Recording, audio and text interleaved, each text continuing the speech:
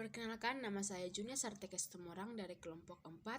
Ini merupakan salah satu syarat pemenuhan tugas dari Bapak Ferion Harahap, SMI, SI, di mana saya akan membahas mengenai perpindahan panas. Materi pertama yaitu perpindahan panas. Perpindahan panas sering juga disebut sebagai perpindahan kalor. Perpindahan kalor terbesar di bumi yaitu matahari. Kalor dapat berpindah dari berbagai benda ke benda yang lain. Dalam beberapa hal, kita memerlukan perpindahan kalor yang cepat, tetapi dalam hal tertentu kita juga perlu mencegah yang namanya perpindahan kalor. Tanpa usaha luar, maka kalor sebagai suatu bentuk energi dapat berpindah tempat ke benda yang bersuhu tinggi ke benda yang bersuhu rendah. Perpindahan kalor dibedakan menjadi 3. Yang pertama, perpindahan kalor secara konduksi, perpindahan kalor secara konveksi, dan perpindahan kalor secara radiasi. Baiklah, sekarang kita akan membahas mengenai jenis-jenis perpindahan kalor. Yang pertama, perpindahan kalor secara konduksi. Konduksi atau sering disebut juga hantaran merupakan salah satu cara perpindahan kalor melalui suatu perantara zat tanpa disertai dengan perpindahan bagian-bagian zat tertentu. Misalnya, ketika kita memanaskan logam pada salah satu ujungnya, maka lambat laun ujung yang lainnya akan menjadi panas karena adanya perpindahan kalor melalui logam tersebut. Contohnya, apabila seseorang memasak dengan menggunakan panci, maka api dari kompor akan memanaskan bagian dasar panci terlebih dahulu, sebelum kemudian seluruh permukaan bahan panci tersebut menjadi panas. Konduktor diartikan sebagai benda atau bahan yang dapat menghantarkan kalor dengan baik. Konduktor dapat dimanfaatkan pada alat masak seperti logam, raksa pada termometer, tabung tembaga pada radiator mobil. Contoh konduktor adalah besi, tembaga, aluminium, dan perak. Yang kedua, isolator. Isolator yaitu benda yang tidak dapat menghantarkan panas. Isolator dapat dimanfaatkan untuk pakaian dengan berbahan wol saat hujan atau dingin, peralatan rumah tangga, dan digunakan sebagai eksimo dalam membuat iglo. Contoh dari isolator adalah kayu, kaca, plastik, dan kertas. Baiklah, perpindahan kedua yaitu perpindahan secara konveksi. Konveksi yaitu peristiwa yang berpindahnya kalor dalam suatu medium yang disertai dengan perpindahan partikel mediumnya. Perpindahan partikel medium terjadi karena adanya perbedaan massa jenis. Konveksi biasanya terjadi pada medium berupa zat, cair, dan gas. Perpindahan kalor secara konveksi dibedakan menjadi 2, konveksi paksa dan konveksi alami. Konveksi paksa ini dapat diartikan sebagai proses perpindahan kalor yang difasilitasi oleh udara luar sehingga kalor berpindah dari suhu rendah ke suhu tinggi. Konveksi paksa menggunakan pompa atau blower. Sedangkan peristiwa konveksi alami terjadi pada saat merebus air.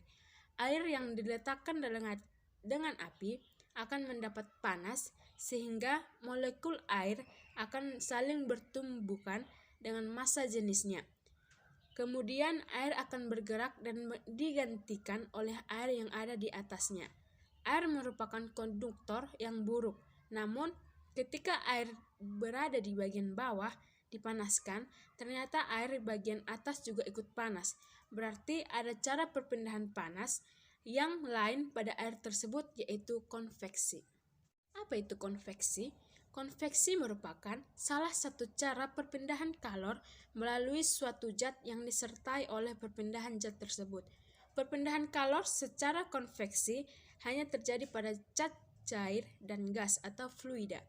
Perpindahan kalor secara konveksi dinamakan juga sebagai aliran panas. Perpindahan panas secara konveksi juga terjadi pada udara, sehingga terjadi apa yang dinamakan dengan angin darat dan angin laut. Angin laut terjadi pada siang hari.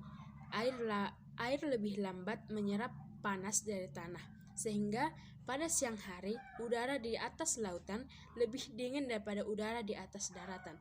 Akibatnya, massa jenis udara di atas daratan lebih kecil. Oleh karenanya, udara di atas daratan akan naik dan tempatnya digantikan oleh udara di atas lautan. Perpindahan panas yang terakhir yaitu perpindahan panas secara radiasi. Perpindahan panas secara radiasi merupakan perpindahan kalor dalam bentuk gelombang elektromagnetik. Pada radiasi, kalor atau energi melambat tanpa membutuhkan zat perantara. Berbeda halnya dengan perpindahan panas secara konduksi atau konveksi yang selalu membutuhkan medium. Sebenarnya, setiap benda memancarkan dan menyerap energi radiasi. Benda panas akan berpijar dan ada juga yang tidak berpijar. Kedua benda tersebut memancarkan atau meradiasikan energi kalor untuk bentuk gelombang elektromagnetik dengan berbagai panjang gelombang. Materi yang terakhir yaitu penerapan perpindahan panas dalam kehidupan sehari-hari. Yang pertama itu peristiwa konduksi. Misalnya, ketika membakar besi, maka besi akan panas, tetapi partikel-partikel pada besi tidak ikut berpindah atau tetap pada tempatnya. Yang kedua, ketika kita mencelupkan sendok ke dalam cangkir yang panas, maka sendok ujung yang tidak tercelup juga akan panas, meskipun tidak terjadi perpindahan partikel di dalam sendok tersebut.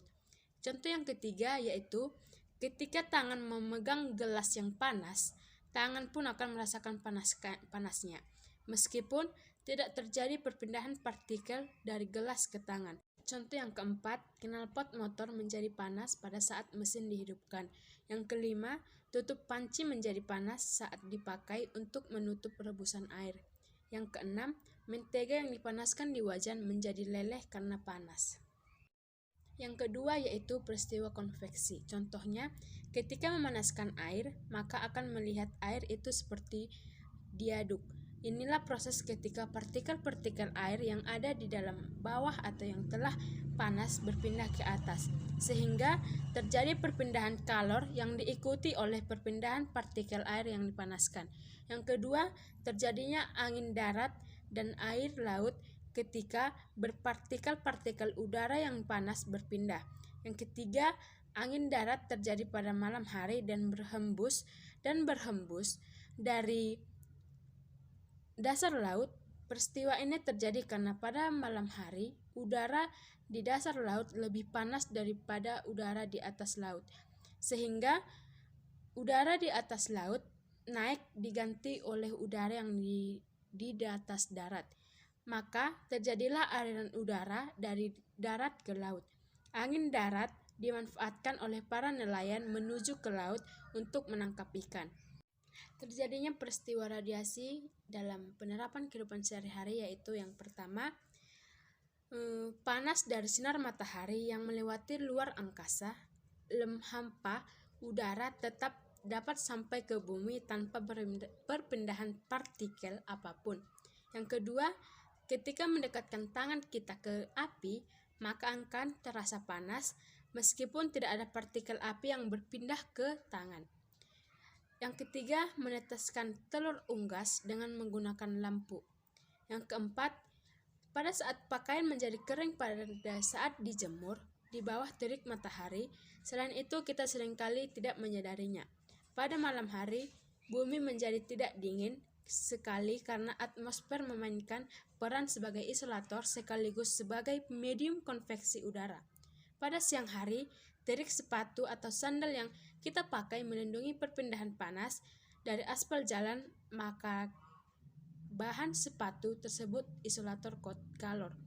Beberapa jenis benda tercatat ada yang mudah menyerap dan memancarkan radiasi kalor, dan beberapa jenis benda lainnya yang ada tidak mudah menyerap dan memancarkan radiasi kalor.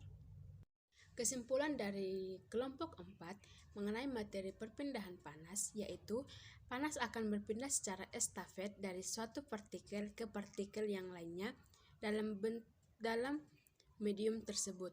Pada peristiwa konveksi, perpindahan panas terjadi karena adanya terbawa aliran fluida.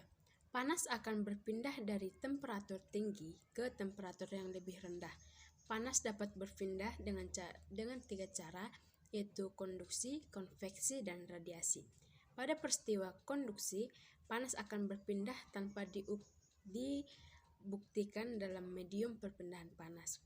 Perpindahan panas disebut juga sebagai perpindahan kalor.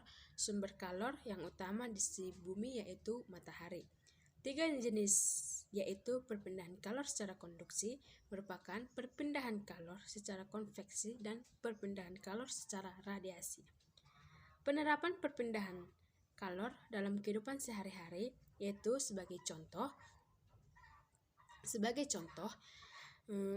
penerapan perpindahan kalor dalam kehidupan sehari-hari yaitu peristiwa konveksi, konduksi, dan radiasi.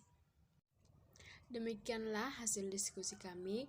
Apabila ada kata-kata yang kurang, saya mohon maaf dan terima kasih.